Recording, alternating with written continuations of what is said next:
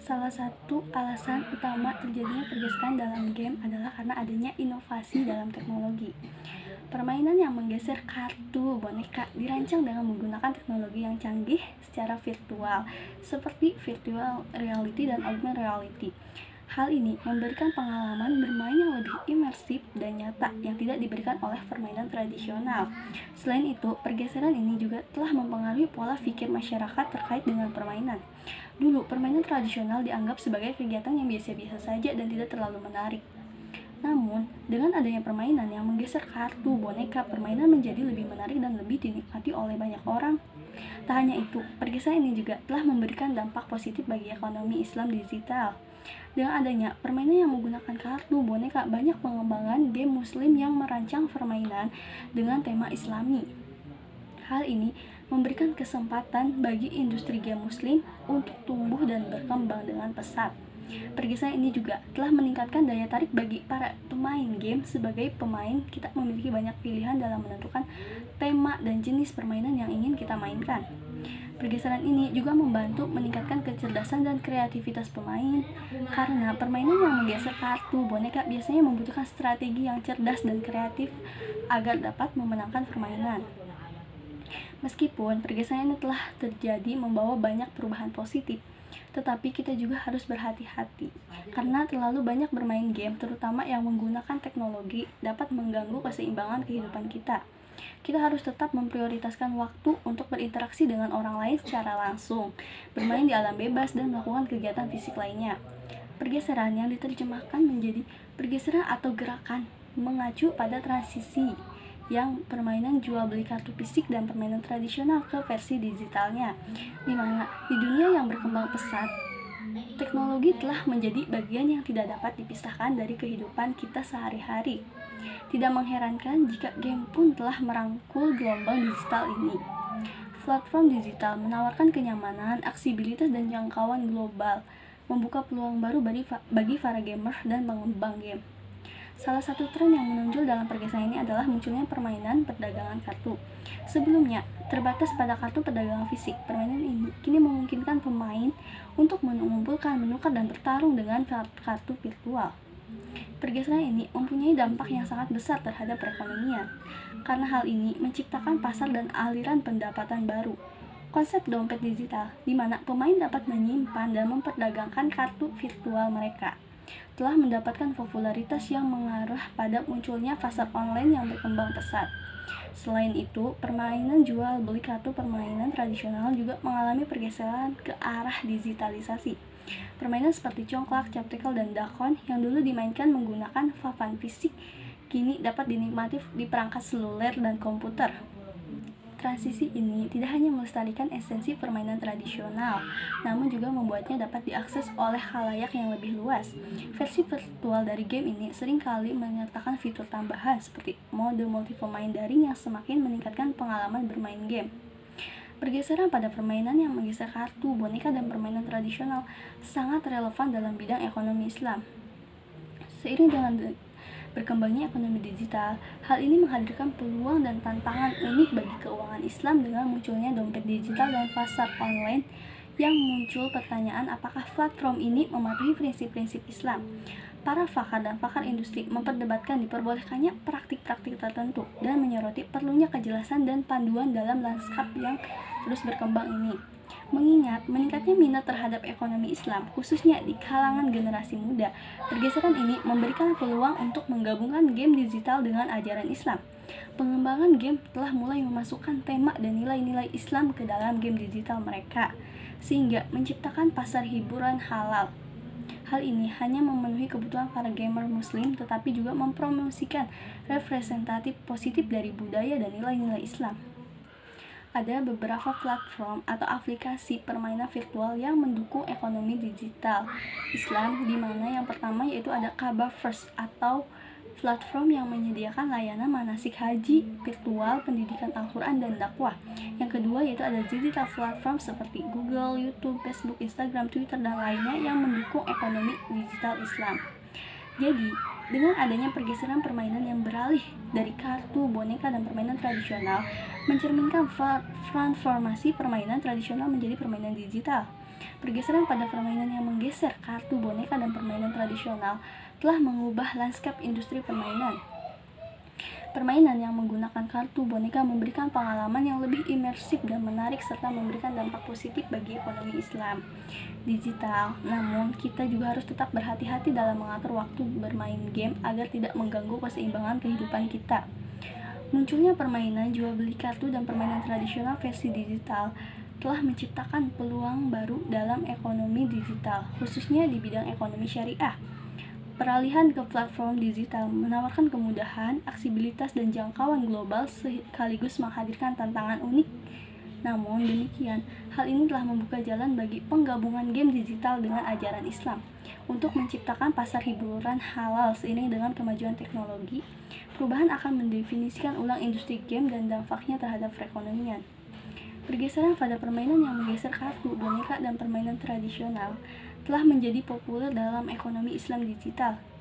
Sebagai penggemar games, kita selalu berharap ada inovasi yang memberikan pengalaman yang lebih menyenangkan dan menarik. Namun, dalam beberapa tahun terakhir, pergeseran ini telah terjadi menggantikan permainan tradisional dengan permainan menggunakan kartu, boneka secara digital.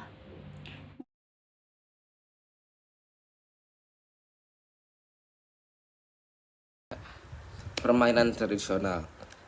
Permainan tradisional merupakan simbolisasi dari pengetahuan yang turun-temurun dan mempunyai macam-macam fungsi atau pesan di baliknya.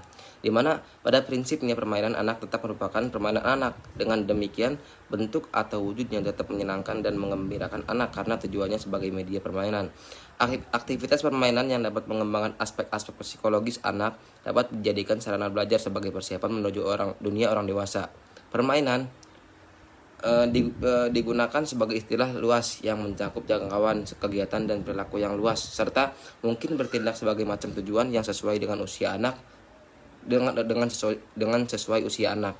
Menurut Pellegrini, dalam Neville Bennett bahwa permainan didefinisikan menurut 3 matra sebagai berikut. 1. Permainan sebagai kecenderungan. Yang kedua, permainan sebagai konteks. Yang ketiga, permainan sebagai perilaku yang dapat diamati. Menurut Mulyadi, bermain secara umum sering dikaitkan dengan kegiatan anak-anak yang dilakukan secara spontan yang terdapat 5 pengertian sebagai pengertian bermain. Yang satu, sesuatu yang menyenangkan dan memiliki nilai intrinsik pada anak. Yang kedua, tidak memiliki tujuan ekstrinsik, motivasinya lebih bersifat intrinsik. Yang ketiga, bersifat spontan dan sukarela, tidak ada unsur keterpaksaan dan bebas dipilih oleh anak serta melibatkan peran aktif keikutsertaan anak. Yang keempat, memiliki hubungan sistematik yang khusus dengan sesuatu yang bukan bermain seperti kreativitas, pemecahan masalah, belajar bahasa, perkembangan sosial, permainan tradisional, Permainan tradisional merupakan simbolisasi dari pengetahuan yang turun-temurun dan punya bermacam-macam fungsi atau pesan baliknya, di mana pada prinsipnya permainan anak tetap merupakan permainan anak. Dengan demikian, bentuk atau wujudnya tetap menyenangkan dan menggembirakan anak karena tujuannya sebagai media permainan. Aktivitas permainan yang dapat mengembangkan aspek-aspek psikologis anak dapat dijadikan sarana belajar sebagai persiapan menuju dunia orang dewasa. Permainan tradisional anak adalah sebagai salah satu bentuk folklore yang beredar secara lisan di antara anggota kolektif tertentu, berbentuk tradisional dan diwarisi turun-temurun, serta banyak mempunyai variasi oleh karena termasuk folklore. Maka sifat atau ciri dari permainan tradisional anak sudah tua usianya, tidak diketahui asal-usulnya, siapa penciptanya, dan dari mana asalnya. Permainan tradisional biasanya disebarkan dari mulut ke mulut dan kadang mengalami perubahan nama atau bentuk meskipun dasarnya sama. Jika dilihat dari akar katanya, permainan tradisional adalah tidak lain adalah kegiatan yang diatur oleh suatu peraturan permainan yang merupakan pewarisan dari generasi terdahulu yang dilakukan manusia atau anak-anak dengan tujuan mendapat kegembiraan. Menurut Sukirman, permainan tradisional anak merupakan unsur kebudayaan karena mampu memberi pengaruh terhadap perkembangan kejiwaan, sifat, dan kehidupan sosial anak.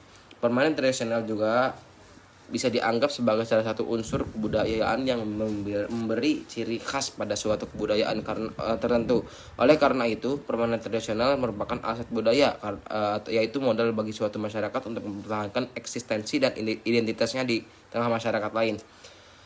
Permainan tradisional bisa bertahan atau dipertahankan karena pada umumnya mengandung unsur-unsur budaya dan nilai-nilai moral yang tinggi seperti kejujuran, kecakapan, solidaritas, kesatuan dan persatuan, keterampilan dan keberanian, sehingga dapat pula dikatakan sebagai permainan tradisional dapat dijadikan sebagai alat pembinaan nilai kebudayaan pembangunan kebudayaan nasional Indonesia. Keberadaan permainan tradisional semakin hari semakin tergeser dengan adanya permainan modern seperti video game dan virtual game lainnya. Kehadiran teknologi pada permainan di satu pihak mungkin dapat menstimulasi perkembangan kognitif anak. Namun di sisi lain permainan ini dapat mengkerdilkan potensi anak untuk berkembang pada aspek lain, dan mungkin tidak disadari hal tersebut justru menggiring anak untuk mengasingkan diri dari tujuh lingkungannya, bahkan cenderung bertindak kekerasan.